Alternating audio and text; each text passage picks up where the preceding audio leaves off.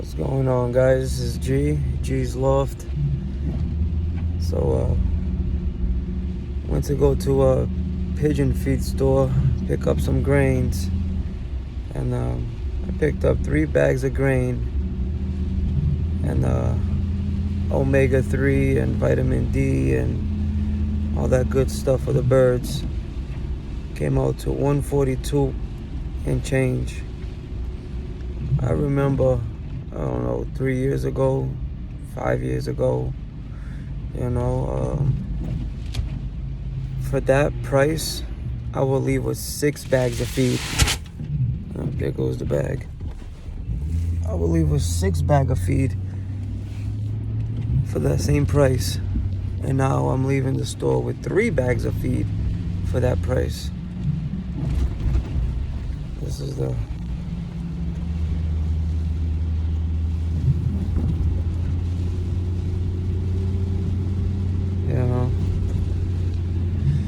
So for people that wants to be in the pigeon game and that is in the pigeon game, you have to make sure that you have quality birds.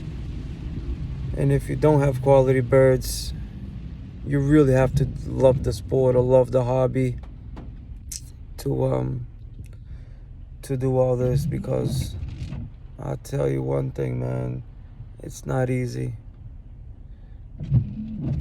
We work hard day in and day out. I love the sport. I love the hobby.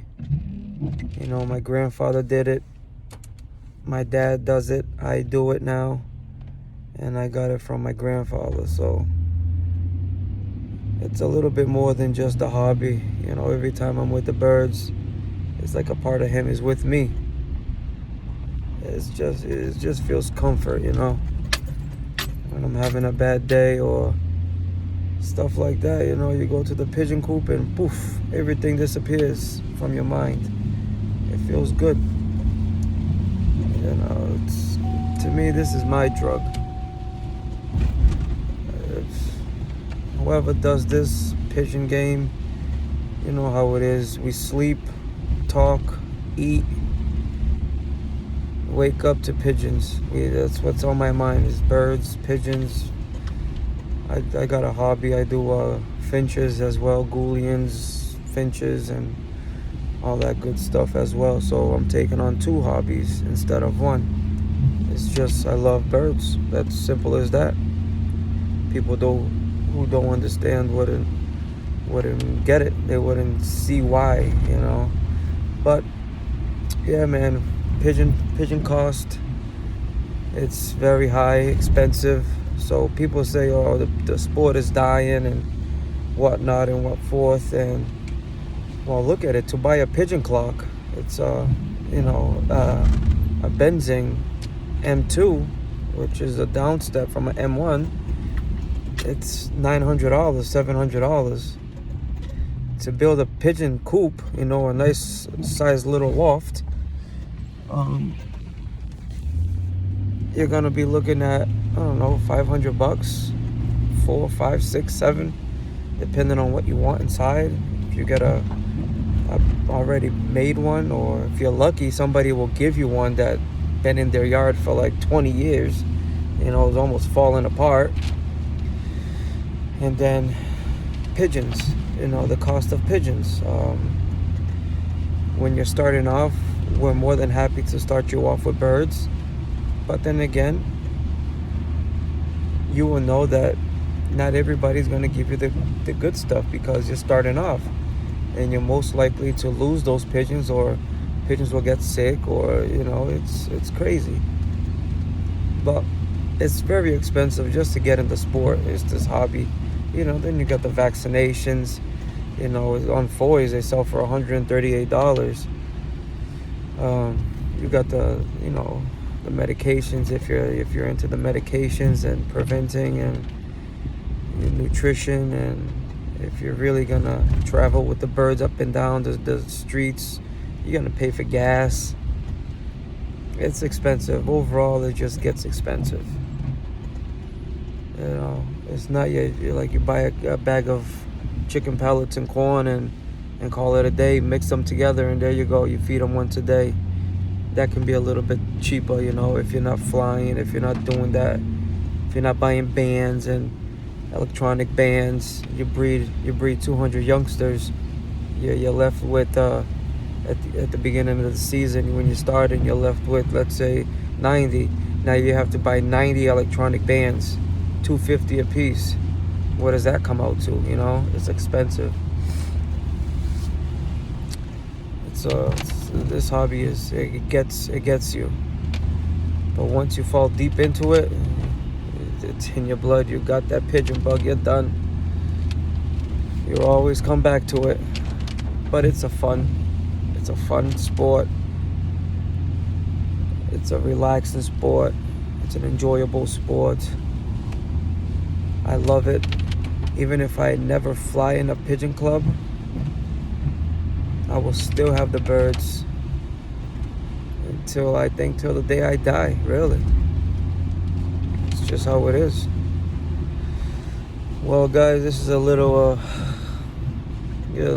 just talking about pigeons, really. And I live in the Massachusetts, Boston area. And, we got good competition out here. Frank McLaughlin, the Capellinis, Sherwood, Jim and Jeff Costa, Kenny White, Duncan. It's a lot of good flyers. I fly in the Boston Club. And it's tough when it comes to young birds. It's tough. You got to train. And if you don't train correctly, you don't feed right, you're not going to be on top. And those guys are just going to dominate you. And you're going to be very depressed about it. Week in and week out, you're at the bottom of the sheets. And you're asking yourself why. Well, if you don't put in the work with the young birds, they're going to give it to you. 90% of my coop is Frank McLaughlin birds, and the other half is Kenny White. And two very good flyers, very tremendous flyers. And you gotta have good quality birds. You gotta have the time. What you put in, you get out of it. Young birds, I try every year, but it's like, I can't. I gotta go to work. I gotta be at work at 7 o'clock. And then I get out of work, and I gotta pick up the kids from daycare, school, whatever not. And Saturday and Sunday is really where I have the time to go, like today, go buy some feed, go take care of the birds, clean the coops, band some youngsters, move birds over. It's a tough sport. It's a tough sport. If you're not retired, or you don't have a job where it's easy for you to get to, or third shift or whatnot, then pigeon racing is going to be a little bit hard for you. And if you have the time, then great. That's good. But this year I'm gonna take the birds to work. Doesn't matter if it's the opposite way. Frank McLaughlin once told me that one of his best years was when he was training his bird the opposite way. People do what they can, and I have a family that I have to, be committed to, and this bird game will really kind of get in the way if you let it. So put your family first, and birds will always be there. Try your best and forget the rest, I guess. This is G. Like, subscribe. I'm just starting out with this video stuff, I like it, so I wanted to document every little thing I do. Talk about pigeons. Any questions, comment down below. I'll get right to you. I think I'm very knowledgeable about birds. And